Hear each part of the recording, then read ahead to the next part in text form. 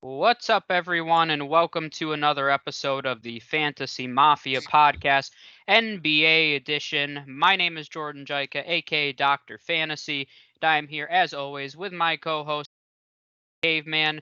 Right now, we are in the middle of our mini series where we are breaking down each and every team's 2019-2020 season and then previewing their upcoming off season. Today's episode is the episode that everybody has been waiting for. We mention this team in every single live, every single episode. We find a way to throw them under the bus. So today we're going to maybe say some positive things. It's the Maybe. Oklahoma City Thunder, one of the, I'd say, probably the most surprising team in the NBA this season.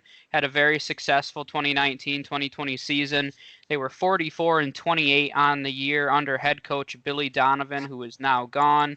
They were the fifth seed in the Western Conference, which is very impressive considering how deep the conference is.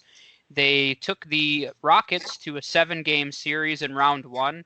I think a lot of people didn't expect that series to go that way. Thought it was going to be an easy ride for the Rockets, but it did not turn out to be that way. One thing I do want to mention, I know a lot of people know I love my defense.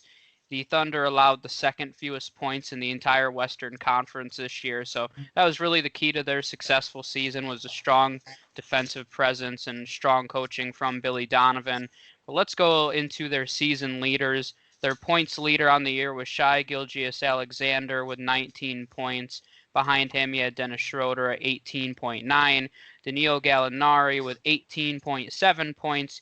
Chris Paul had a nice resurgent year at 34 years old, averaged 17.6 points per game, and was really a key for this team the entire season. Steven Adams as well chipped in with 10.9 points. Rebounds, Steven Adams led the way with 9.3. Shai Alexander actually was second with 5.9 from the 2 spot.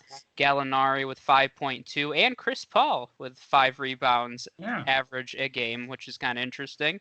Assist leader was Chris Paul at 6.7. Have Dennis Schroeder behind him off of the bench with 4 assists. Steals wise, no surprise, Chris Paul led the way with 1.6 steals. Shai at 1.1. Nerlens Noel with 1. Block leader Nerlens Noel with 1.5, and Steven Adams with 1.1. Caveman, I'll kick it over to you. Anyone in particular that impressed you? Yeah, a couple of guys, and I have some notes. They do have a head coach opening move. We can get to that in a little bit here. Yep.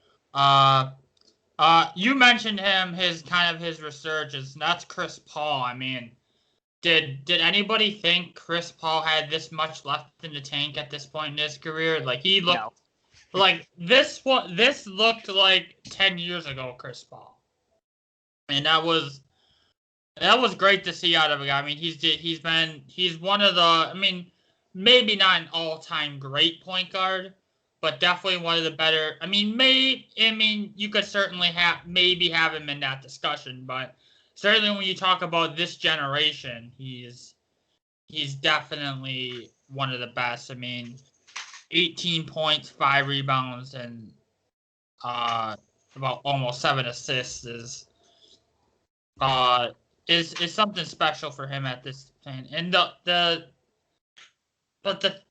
troubling thing, and kind of a little bit of controversy, is that he made the All NBA second team this year. I mean we kind of touched on this back when we had our when we talked about the All NBA teams, but just quickly, did that surprise you a lot? I mean, it definitely surprised me when I saw like he definitely deserves a lot of recognition for what he was able to do this season, but an All NBA second team for him. What do you think about that? I mean, I think the most surprising piece to that is the guard position is so deep in Mm-hmm. today's NBA. And I mean, you got to consider he was ahead of Russell Westbrook, who was on the third team. So I mean, that's a surprising piece to me. Maybe if we were talking the center position, how many true centers are there in today's NBA?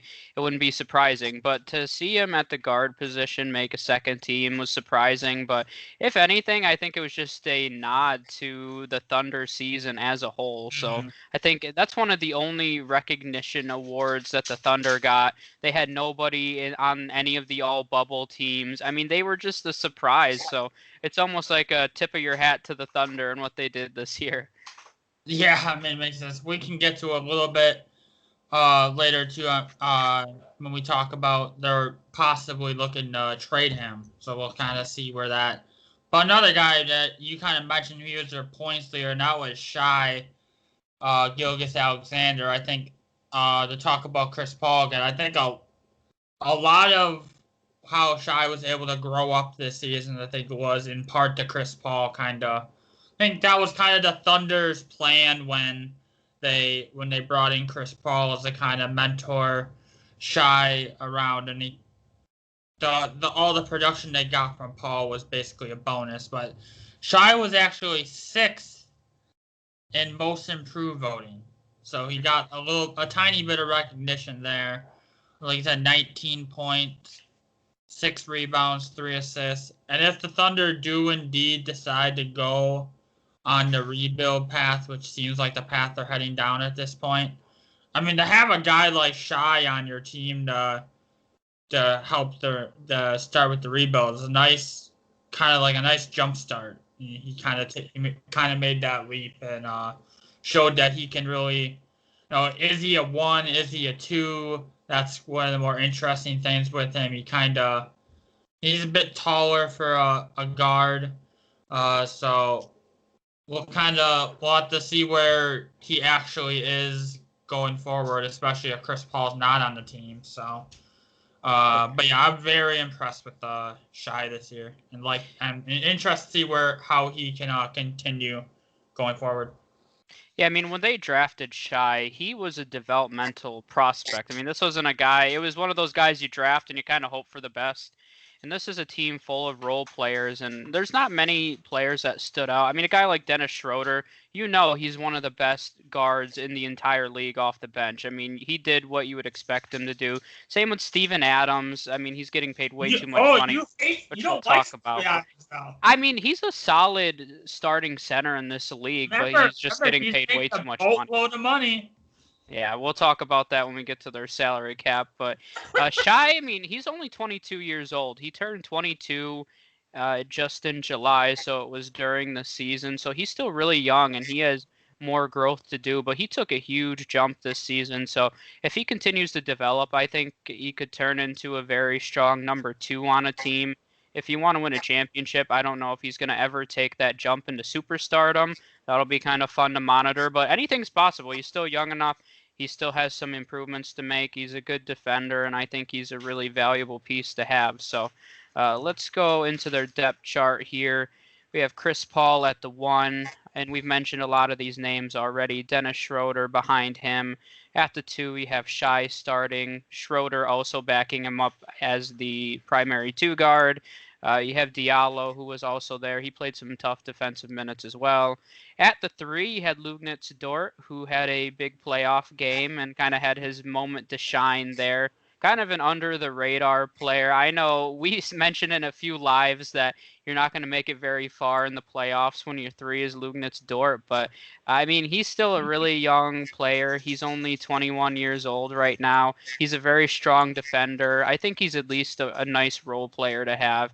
I don't know if I'd want him playing, 30 minutes on my team, but he's a strong role player. And that's kind of the theme here with the Thunder. Even behind him, you have Terrence Ferguson, Andre Roberson. I mean, just strong defenders, good role players.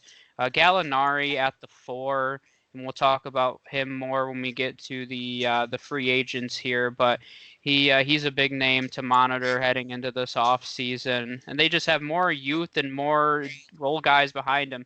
Darius Basley, who played almost 20 minutes a game, young guy, I believe he's only 20 years old right now.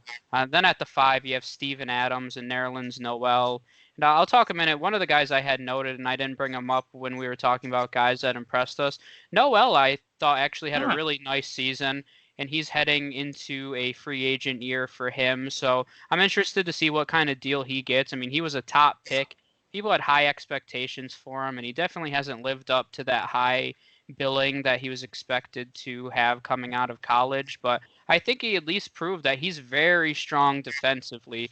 He's only 26 years old. He can be a strong role player for a team, and that's really the first time we've seen that from him in his career. So I think Yep. he at least proved that he belongs on an NBA roster, and he played some important minutes for them off of the bench behind Steven Adams. So that's going to be kind of interesting to monitor. Any notes you want to make on this, or you want to just roll into some of their free agents since I've already mentioned it? Yeah, you might. We can roll into the free agents. There's a couple interesting points here. Yep. So I'll go over some of the lesser names first here. Mike Muscala was a guy that was coming off the bench for him. He has a player option for 2.2 million. Some of those other role players that I mentioned, Abdel Nader, Diallo, Deontay Burton, all have team options for 1.6 to 1.7 million dollars. So smaller role deals there. And then the few interesting names, Gallinari is a free agent. Nerlens Noel is a free agent. Andre Robertson, also a free agent, and they have his bird rights currently. And then Caveman always makes me say the two-way contract guys at the end of the bench. And for the Thunder, I have Kevin Hervey and Devin Hall as their two-way contracts that will be There free you go. agents. So There you go. what do you think about this free agent class for them, and do you think they're going to retain any of these guys? Yeah, thank you for mentioning the two-way guys. Those are always very important guys.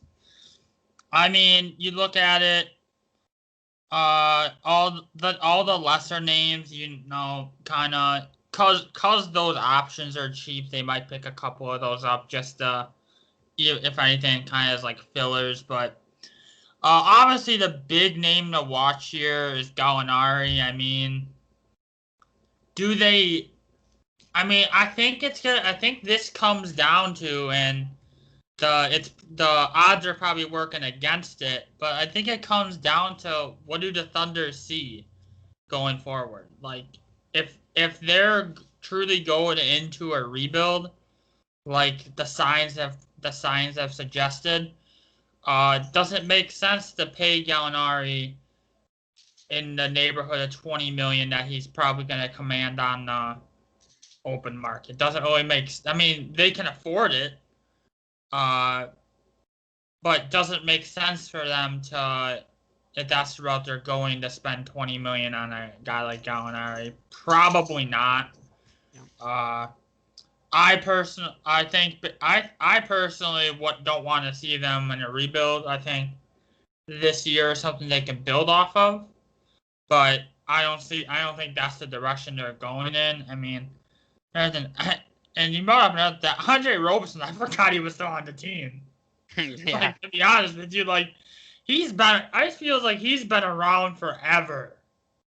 Like I think he was around in the Kevin Durant and Russell Westbrook days in OKC. Like, Yeah, and he's only 28 though. I was surprised. I he's thought he was only old. 28. That's surprising. Like, I'm pretty sure he was around when both Kevin Durant and Russell Westbrook were in OKC. Like, I could have swore he was around at that time. Yep. But I mean, either way, he's a really solid defender, so I could see them. I don't think he's a guy that's really going to command much in free agency, so they could bring it back if they want to.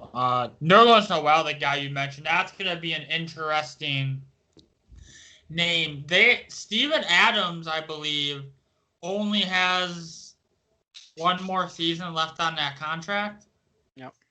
So I think and Noel isn't no I mean Noel's only 26 years old. Mm-hmm. So he still can be valuable for them. So I could see I would love to see them be able to retain him and possibly I don't think there would be a big market for him, but they could try to find a way to trade Steven Adams, but I don't really see that happening with that contract. I mean, Steven Adams is making $27 million next season, which is just crazy. so.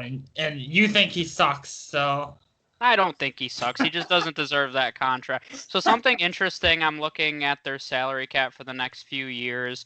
And we mentioned the free agents for this year. When you look to 21-22, so the season after, fun fact, they do not, as of right now, have one guaranteed contract. The guys that they have right now, Chris Paul, player option, and they have some team options as well. But nobody has a guaranteed contract as of right now for the season after. So if they want to rebuild, this is kind of the time to do it. Everybody's coming off the books here. So, I don't agree with their approach. And you kind of mentioned, I mean, this is a team that was the 5 seed. I don't think you need to hit reset. I think you can retool this team. And this is a really deep free agent class. Maybe not a lot of superstars, but a lot of great veterans and some young guys with upside. So, I mean, and they have enough salary cap where they could sign several guys at $15 million or so, or even $20 million, and they can afford Gallinari even. But I mean, based on the rumors and the reports with Billy Donovan leaving, it seems like that's why he left. I don't think they wanted Billy Donovan to go. I think that they said, hey, this is the direction we're going in. And Billy Donovan wants to win a championship, and I believe he's a championship caliber coach. You think he wants to win a championship? See, you saw where he went, Yeah, right? yeah, he went to the Bulls though, so that's true. That was Sure the most confusing part. That was so confusing to me I was feel like that they had to have thrown just an absurd amount of I money. don't Yeah, I don't know. That's a good point. Is everybody had that report and then he went to the Bulls, so that was kind of surprising. So I don't know what to make of that honestly. Maybe he had some conflicts with management, but I personally don't think that they need to completely rebuild. If they are rebuilding, they need to get rid of Chris Paul's contract somehow. Yeah.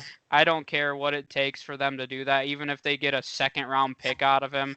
And realistically, with how he played, I mean, I don't know if anyone's going to want to pay him $41 million this year, and then his player option the year after is $44 million. Oof.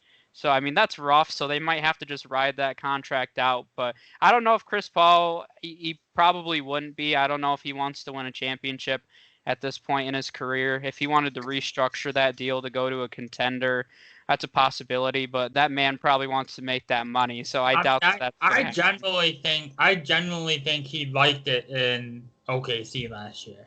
Yeah, But at this point in his like it. career, and based on the landscape of the NBA, don't know if there's really a situation you could see where a contending team would trade for Chris Paul. So I think that he's at the point in his career, he can make a crap ton of money, help develop a guy like Shai in the process, and just end his career that way. Yeah. So one thing with I was thinking about the coaching changes. I'm just curious if teams are or head coaches are trying to leave the Western Conference at this point because it's so stacked. I mean, the reality is you do have a better chance to win a championship in the East, even though it is the Bulls. I mean, they have some interesting prospects. So I mean, I wonder because we even saw that Doc Rivers now going over to the Eastern Conference. It seems like some of these head coaches think they have a better chance there potentially. And then I do want to talk about Gallinari for a minute. Mm-hmm. I don't know why, but he is 32, and I didn't think he was that old. I thought he was in his late 20s, but he turned 32 years old. So if this is a team that's rebuilding, it makes no sense to sign him to a 4-year, $80 million deal. I mean, they have the space to do that. They have all the ability in the world to do that. But if they're truly rebuilding, I don't think that deal makes a lot of sense. And I think what they do with him will kind of show you what direction they're trying to go in. If they do sign him, you'll say, okay, they're trying to make some moves to win now. But if they just let him sign somewhere else, then they're probably going to be in full rebuild mode. They're going to let Schroeder, Adams, all these guys come off the books after this season and really hit reset here. But so that's really Right. I could see them with all those non-guaranteed deals coming up. I think you'll probably see Shai extended at some point. Yeah, oh, definitely. Yep. Yeah. Yep, and he'll be making big time money. He'll replace Stephen Adams' salary, I guess. Yeah, No, he'll probably what they're more. gonna do is they're gonna re-sign Steven Adams next year. Gosh. I mean, which is fine, just not for $27.5 million. That deal is just, I mean, I'm flabbergasted that that man's making that much money, but good for him, I guess. He's getting paid. So let's talk a Yeah. little bit about their off-season needs. I mean, this is kind of an interesting topic of conversation for me because I think it depends what they do. They have a lot of needs, honestly, when you look at it, and it's surprising to say for a team that just was the 5 seed in the West. But I mean, that's a reality. I think they could use a nice wing player as much as I think Dort showed some ability as a defender. I mean, they still need to upgrade there. They're going to need a long-term answer at point guard if they want to start developing somebody there. That's probably not a top priority, but that's kind of in the background. If Gallinari's leaving, they're going to need to replace him at the 4. And I mentioned earlier when we first started that they were really strong defensively, but they're one of those teams, they don't have a lot of offensive firepower. I think that's what they need to focus on is adding some young upside and some offensive firepower. And as much as I love defense, you got to score, and that's what it came down to with the Rockets is they just couldn't outscore them. You know, they played some solid defensive games, but it's hard to win a 7-game series when your offense isn't strong. I mean, that's just the reality in today's NBA. So I think that needs to be a focus for them. But I'll let you talk about some specifics. I feel like I always take guys that you want to talk about. So I'll let you talk about some specific players.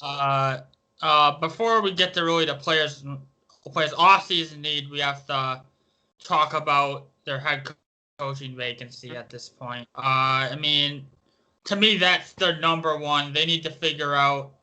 I think the direction that they want to go is probably going to dictate what kind of head coach they're going to go. They're going to get. I mean, I'm thinking about it. I mean, I honestly think if they're rebuilding and they're just kind of starting out again, this is a name I've thrown around every single head coaching opening, but a person like Becky Hammon, I think, especially what I think they should do is with a leader like Chris Paul in the locker room around for the next year or two, hire Becky Hammon. Chris Paul is the type of player that will get the people in the locker room to respect Becky Hammon. Chris Paul's that kind of guy. So you get Becky Hammon, you don't really have to worry about, and we know the reality of the female head coach. We've talked about that several times. But this is a perfect situation for a first-time head coach like Becky Hammon to come in. If they're rebuilding. It's a rebuild, there's not really any pressure on her off the bat. She kind of can get her feet wet with most of the players, essentially. And she impressed, and their GM, Sam Presti, also has ties with San Antonio, so that's a key thing to keep in mind there. It really depends on what direction they want to go. I mean, if they're not looking to rebuild and they're looking to win now, I mean, we always throw around this name too, like a Tyronn Lue. I mean, but Tyronn Lue is pretty much only if they're trying to go forward and win. Yeah. Like, he's not a rebuilding head coach. So if they're serious about wanting to win, I think you could see a guy like Tyronn Lue not being a bad fit. What are your thoughts on their head coach opening? So just to kind of expand upon the Becky Hammon point a little bit, one of the reasons I think if she went to the Thunder, it would be absolutely ideal. You have to remember, Chris Paul is the president of the Players Association. So if president of the Players Association can buy into a woman head coach, I mean, that's huge for the landscape of the NBA and just being progressive. And I think the NBA wants to be a league that is progressive. So to have the president of the Players Association back a hire like that, I think would be huge just for the league as a whole. And I mean, we've talked about Becky Hammon, and it's no disrespect to her because she deserves to be a head coach. And I mean, she's worked for arguably the greatest head coach of all time. She's been a great assistant. She deserves to be a head coach, but there's going to be players, whether they want to come out and talk about it or not, that will have trouble respecting her. And but if you can get the president of the Players Association behind her, I think that's really key. And so I think it could be an absolutely perfect fit. We'll see if it happens. It seems like at this point, it's not if Becky Hammon's going to get a head coaching job. It's just when at this point and who's the right situation. And this could be a perfect opportunity for her. Other names I'll throw in there. Adrian Griffin's been an assistant coach for a few years. He's been really respected as a developmental coach. He's the kind of guy I could see them bringing in to develop them over the next few years and then dumping him when they're ready to win. Yeah. That sounds terrible, but we're realistically looking at a coach here that's probably going to take them through the rebuild and then they might dump him off. I mean, I'm thinking like a Mark Jackson. Not that he should take this job, but you know, it seemed like he kind of missed out on a bulk of the Warriors' success. So I feel like that's what this job's going to be. Another guy that I've seen thrown around quite a bit, he has some Spurs ties with Sam Presti, is Brett Brown, the former 76ers head coach. And you saw him trust the process in Philly. Yep, exactly. So I think that's an interesting name, too. If they hire Brett Brown, all the Thunder fans, if there's any out there, they're going to start rolling their eyes because that means you're in a full rebuild mode. That means the process has came to Oklahoma City. But him and Sam Presti have a lot of connections, so I wouldn't be surprised if they went in that direction. You know, and you've mentioned I've seen Kenny Atkinson, who's been connected to a lot of the head coaching jobs, but I agree that whoever they hire here is probably a signal of what direction they're going. And, you know, I haven't seen like Mike D'Antoni connected to them, but if they hired a guy like that, that would mean they're trying to be a mediocre playoff team for the rest of eternity. I mean, what do you post like? No. And I think is this the new? We're talking nice about the Thunder, so we have to find a way to trash somebody else while we're talking about the Thunder. Yes. So Mike D'Antoni is the subject of our wrath. But yeah, he doesn't really make a lot of sense anywhere, to be honest with you. I don't think so either. All right, let's talk about some of their other off-season needs. I mentioned a few that I thought that they needed to address. What positions do you think they need to address, and what players do you think they can go after? Okay, yeah, I mean, you hit on a lot of them. I mean, aside from the head coaching vacancy, I think they just need to decide what are they doing? What is their direction going forward? And that kind of dictates. I mean, if they're trying to rebuild, they need to get rid of Chris Paul. They need to get rid of Steven Adams. Get those contracts off the books if they're trying to rebuild. If they're not trying to rebuild, I mean, if they're still trying to be competitive and win, I think you want to try to re-sign Gallinari. Mm-hmm. And no offense to Dortz, but he's more of a defensive guy. And they just need more offensive firepower. So that's kind of if they're trying to win. So I think looking ahead to the possible free agent draft targets for them. I mean, again, these also depend on what are they trying to do. Mm-hmm. A guy and they're in a good situation. I know you always kind of break down their salary cap situation that they're in, but I'm pretty sure they have some decent salary cap space, not even with the guys they have on the books right now. So, do you have their exact cap situation? Yeah, that for 2021, they are currently at $107 million. So, I mean, they could probably afford to spend another 30 to 40 million on the books this year. And with really nobody on the books beyond that, they can sign some guys to long-term deals. So they have quite a bit of flexibility. Yeah. So I think going forward, I think a guy like Joe Harris.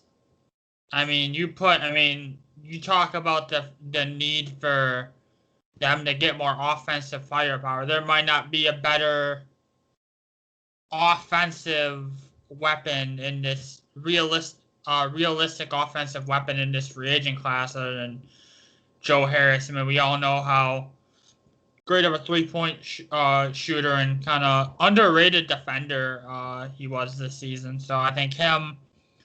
I think you sign him and you keep Paul and have Paul Shy and then uh Joe Harris there. Joe Harris at the three. You got offense and defense at those positions. I mean, another guy. And I feel like this is a guy I bring up a lot.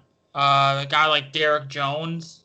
Yep. I mean, he's kind of he's kind of a better version of Dort, but uh, I just think I feel he's a solid upgrade over their current uh, situation at the wing spots. Then I mean they don't. I mean they have they're picking kind of near the bottom of the first round this year for their draft pick. I'm kind of offhand don't exactly remember their pick they have this year, but I 25. have 25. So yeah, I knew it was near the end of the first round. I think they're in a interesting situation with their draft pick. I think with the situation they're in, especially if they decide to go rebuild, they can kind of take a chance on a guy, especially at that range. I think a guy like Jaden McDaniels. Hmm. I think he's a guy. He's one of the more like high risk, high reward guys in this draft, and I think you can kind of say that about a lot of guys in this draft. They're kind of high risk, high reward, but I think him more so than other guy. He's a very athletic two-way wing who I think, uh, if it pans out, would be a great fit for them long term. Yeah, and I think that if I was them in free agency, I would be focusing, no matter what, even if they're not completely rebuilding. This is a very young team. Their average age is only 25 right now. So I do think that they're going to, yeah, if I was them, I would target younger free agents. Some of the names that I had in there, I had Derek Jones as well. I think I'm assuming they're not going to sign Gallinari, so I think a guy like Christian Wood could make sense. He's a younger guy with a lot of upside. They could afford The to pay him. Pistons don't want to resign for some. That's what I've But read, and that's well, surprising. that doesn't make any sense. He's got a lot of upside, so he's a young guy. Another guy I had listed was Dario Saric, who was kind of buried in Phoenix a little bit until the bubble. He had a really nice bubble run, but he has a little bit of upside. He's still only 26 as well, so I think that would be an interesting fit for him. He's taller, but he can play anywhere from the 3 to 5. He was kind of moving everywhere, so he offers a little bit of versatility. So I had Derek Jones and a few of the other guys you mentioned as well. Derek Jones is only 23, so once again, I think they need, even if they're not signing big names, I think they need to focus on young guys because this is a young team, and realistically, they're going to be developing. In the draft, I had Jaden McDaniels as well.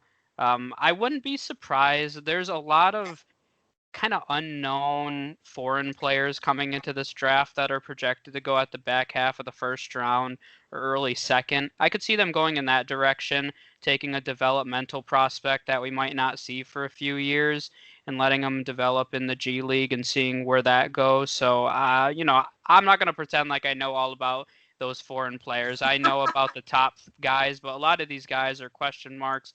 You can't even really find film on them. So I couldn't even watch it if I wanted to, but I wouldn't be surprised if they went in that direction. I agree they need to go with a risky pick, a guy with high upside, but he could also be a bust.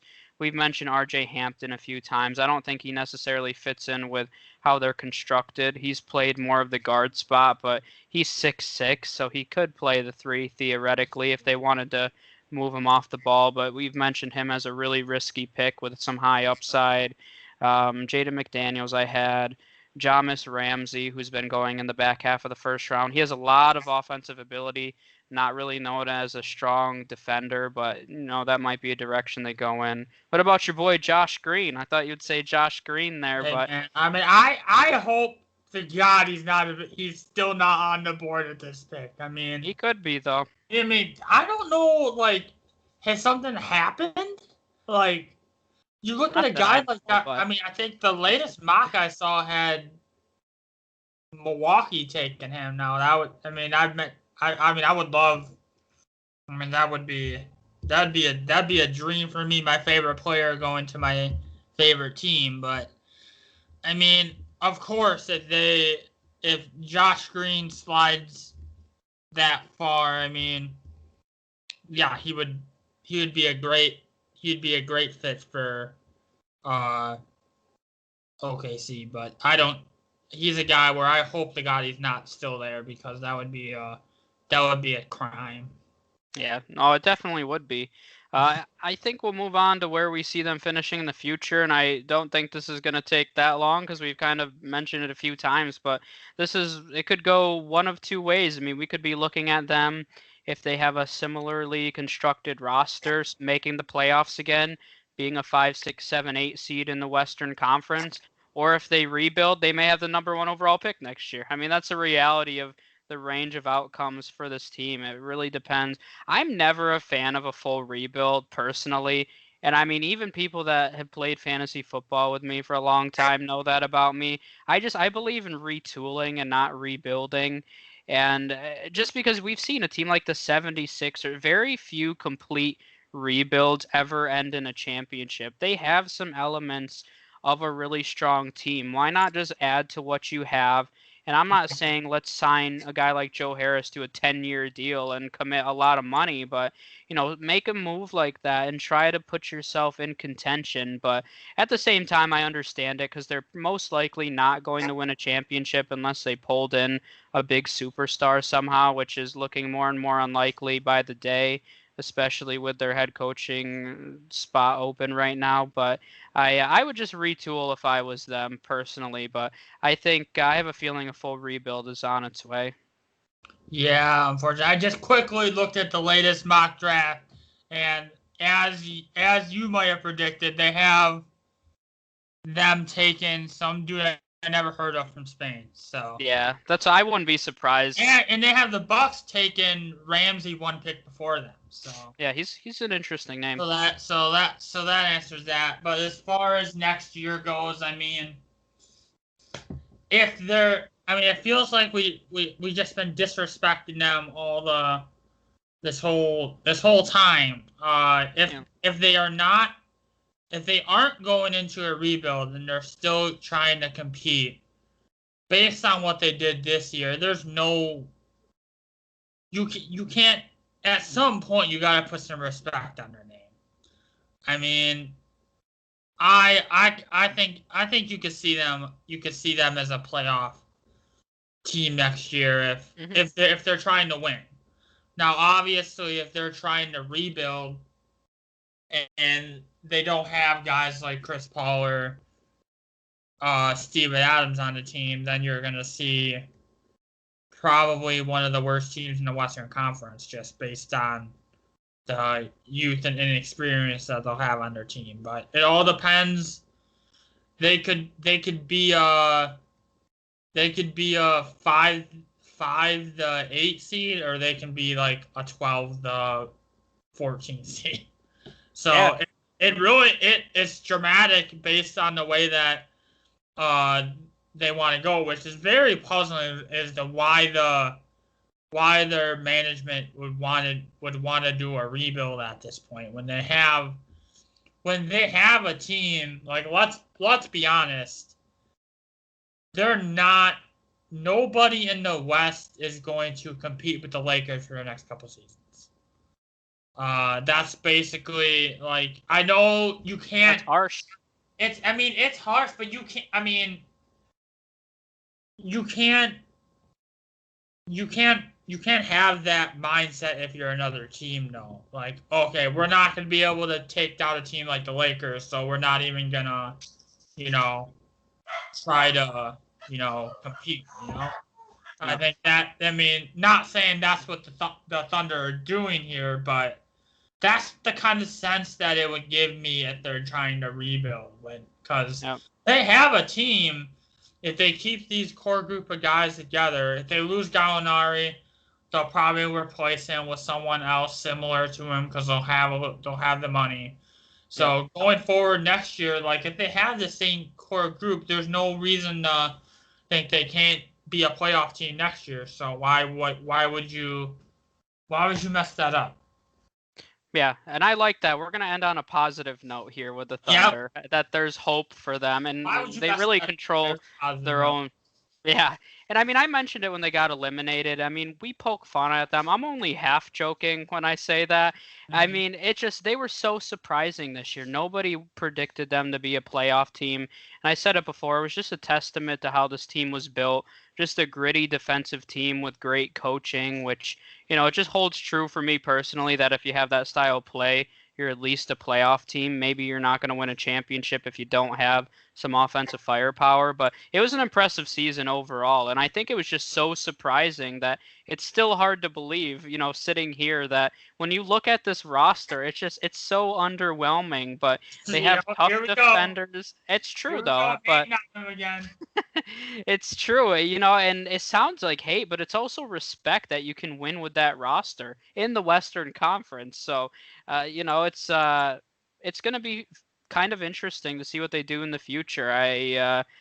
They're one of the more intriguing teams to me because a lot of these teams we kind of know, okay, the Lakers are obviously going to be in the playoffs, and a lot of these teams we know the direction they're going in. We can clearly tell if they're rebuilding or if they're trying to win. And this is one of the only teams where I honestly couldn't tell you at this point. All of it's just speculation and it could go either way. So I think it'll be fun to monitor and just see where this goes this offseason because I mean, we could be looking at a very similar team next year, or we could be looking at a whole new starting five with the exception of Shy potentially. They could really be that extreme if they were able to move on from some of these contracts. So I think that's all I have. Any other points you want to bring up before we end it? Uh, nope. I All think right. we got it.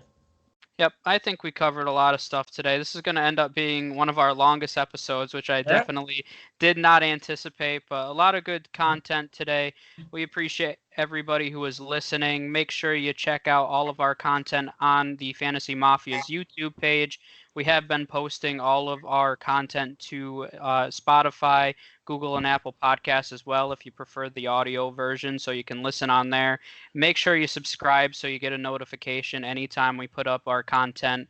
We put up NBA and NFL content. Haven't put up quite as much MLB content recently, but we have lots of plans for this offseason heading into next year. So keep an eye out on that. As always, make sure you like our Facebook page, the Fantasy Mafia, and make sure you join the group on Facebook, the Fantasy Hotspot, where you can converse with your fellow sports fans. So we appreciate the support, and we will see you guys for our next episode, which is going to be a fun one with the Houston Rockets.